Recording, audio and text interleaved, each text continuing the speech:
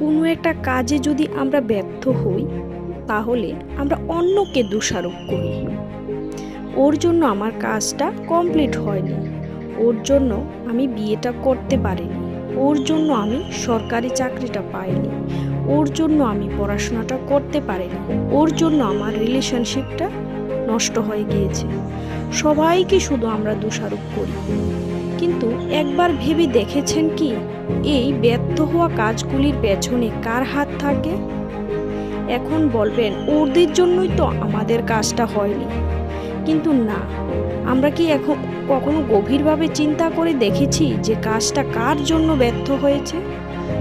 Deeply যদি আপনি চিন্তা করেন, একমাত্র আপনার জন্যই আপনার কাজটা সফল হয়নি। এখন বলবেন কি করে বুঝবো যে আমার কাজটা আমার জন্যই হয়নি? সেই অজানা তথ্যটা জানার জন্যই আপনাকে গভীরভাবে চিন্তা করতে হবে। সেই গভীরভাবে চিন্তা করার জন্য আপনাকে ধ্যানে বসতে হবে। ধ্যানই হচ্ছে একমাত্র পথ যা আপনার নিজেকে চিনতে জানতে সাহায্য করবে। গুরুজি ব্রহ্মর্ষি পত্রিজি বলেছেন যে ধ্যানই পারে আমাদের সঠিক পথে পরিচালিত করতে।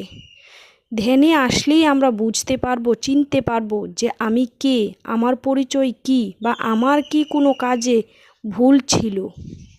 সেই জন্য আমাদের প্রত্যেক দিন ধ্যানে বসতে হবে। ধ্যান করা আমাদের খুবই প্রয়োজনীয়।